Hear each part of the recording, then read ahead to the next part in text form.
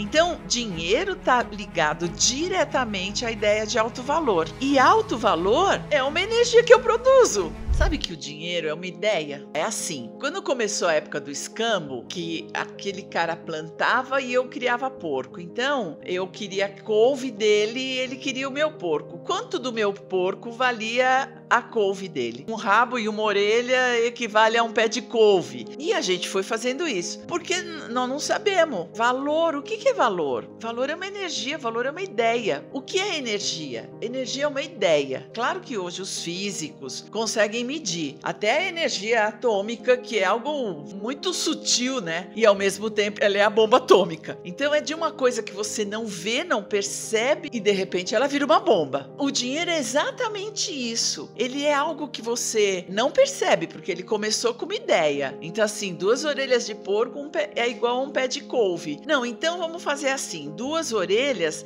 é um negócio de lata com um risco. E aí, em vez de eu te dar as 2 orelhas, eu te dou esse negócio de lata com risco. Porque com esse negócio de lata com risco, você pode comprar do outro cara o tomate. E aí ele vai te dar 3 outras moedas menores. É só uma ideia. Aí, da lata, a gente resolveu fazer de metal, porque não podia estragar, não podia enferrujar, não podia nada. Então vamos fazer de prata. Mas é tudo ideia. Nós é que estamos dando valor para aquele papel, para aquela moeda, para aquelas 2 orelhas de porco, para aquele pé de couve. E nós demos valor pelo que foi usado e feito para que aquilo acontecesse. Então, quanto foi minha hora para eu plantar o pé de couve? Que tipos de insumos eu usei para que aquela couve ficasse boa? É isso que eu estou cobrando. Isso tudo é uma ideia. E aí eu valorizo a minha hora, eu valorizo o meu trabalho. Ou deixo que alguém dê esse valor. E aí, a partir do valor, a gente precifica. Para precificar, é porque daí tem a ideia do dinheiro. No preço, aí quantas moedas é aquele preço, mas o preço vem do valor. Valor é meu, mas se eu não sei que eu tenho valor, eu dou para o outro. Foi isso que a gente fez. E aí nós criamos o tal do mercado. E aí o mercado diz que você custa, que o seu valor tem este preço. Então, dinheiro está ligado diretamente à ideia de alto valor. E alto valor é uma energia que eu produzo. E que, de como a bomba atômica, eu não vejo, eu não consigo mensurar, mas a hora que eu junto, pode virar uma bomba. Não sei se eu consegui explicar, mas isso é energia.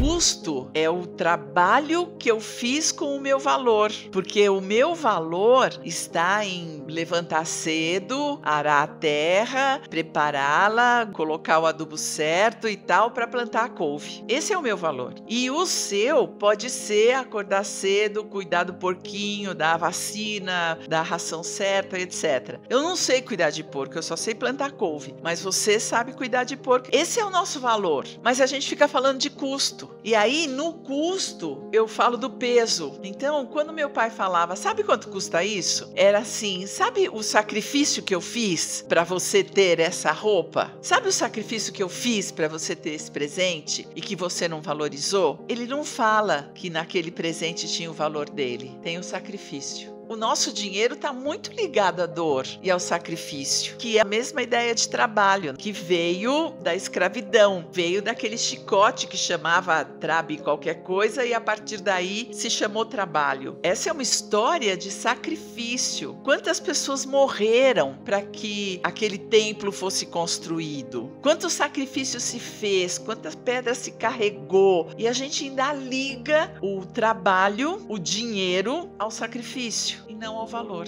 A energia do sacrifício é muito pesada e aí custa. A gente fala assim, isso aí foi custoso. A gente, quando fala isso foi valoroso, é poder. Quando a gente fala isso foi custoso, é sacrifício, é falta de poder.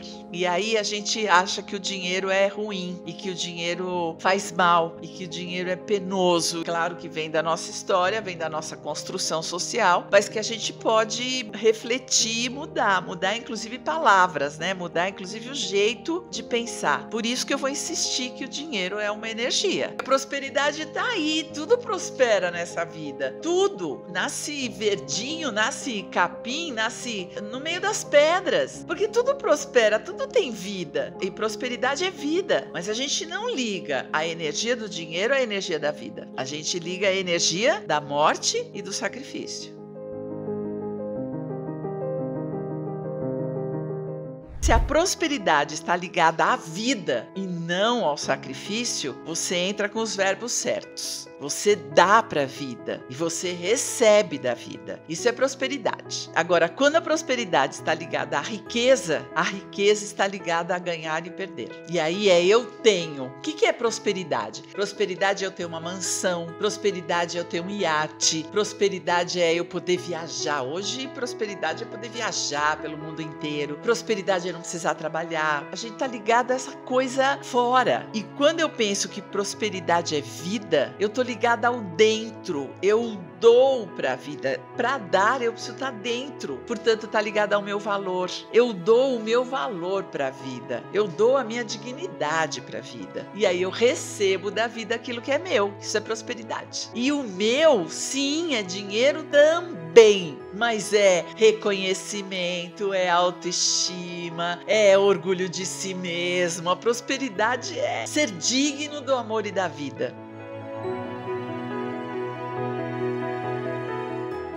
As pessoas têm dificuldade em se relacionar com o dinheiro, não importa se elas têm ou não. Existem pessoas que são ricas, mas não se sentem prósperas, porque elas estão com muito medo de perder. Então elas têm dois sentimentos. Um de insatisfação, ainda não estou rico o suficiente. E tem a sensação de escassez. Se eu parar de trabalhar, se eu usufruir o que eu tenho, se eu relaxar, se eu me apropriar do meu valor, nossa, eu vou perder. Eu me lembro de um aluno que tinha dinheiro para as próximas 5 gerações e trabalhava, ele já tinha uma idade avançada e ele trabalhava, 6 horas da manhã estava lá trabalhando, nananana, não se dava o descanso, ele já tinha bisnetos e ele não parava de trabalhar. E quando ele veio fazer o curso Dinheiro e Vida, ele descobriu que ele tinha um medo muito grande de que os filhos dele passassem fome. E esse medo estava tão escondido dentro dele que ele não conseguia parar de trabalhar. A sensação que ele tinha é que se eu parar, tudo isso aqui acaba e os meus filhos vão perder tudo e vão morrer de fome. Era uma sensação da infância dele, era uma coisa que o pai dele tinha passado muita fome. Essa história foi tão linda que o curso foi fazendo ele buscar o que fazia mesmo. Ele mesmo ficava falando, por que eu faço isso? Mas eu não consigo parar de fazer isso. E estava ali no inconsciente dele, monitorando e obrigando ele a manter o trabalho como sacrifício para manter as próximas gerações. Então, essas são as crenças que a gente tem e que independe da quantidade de dinheiro e de bens que a gente tem. São crenças. E por isso que eu vou insistir que o dinheiro é uma energia que fica dentro da gente, criando as nossas crenças, porque a gente aprende o que é esse negócio que os nossos pais e os nossos avós chamavam de dinheiro. E isso vai virando uma ideia, vai virando uma verdade, vai virando uma crença, vai gerando energia dentro da gente e vai provocando os nossos comportamentos e as nossas escolhas, as nossas buscas, os nossos medos e as nossas insatisfações. O que o pensamento gera? Uma energia. E hoje já está provado que é verdade, né? Já está para fotografar, inclusive, essa energia. Então, não tem como não dizer que o pensamento do dinheiro é uma energia. Porque não é o papel, é o que eu faço com o papel, o que eu acredito que esse papel faz, né? Hoje não é nem o papel, é o que está na conta.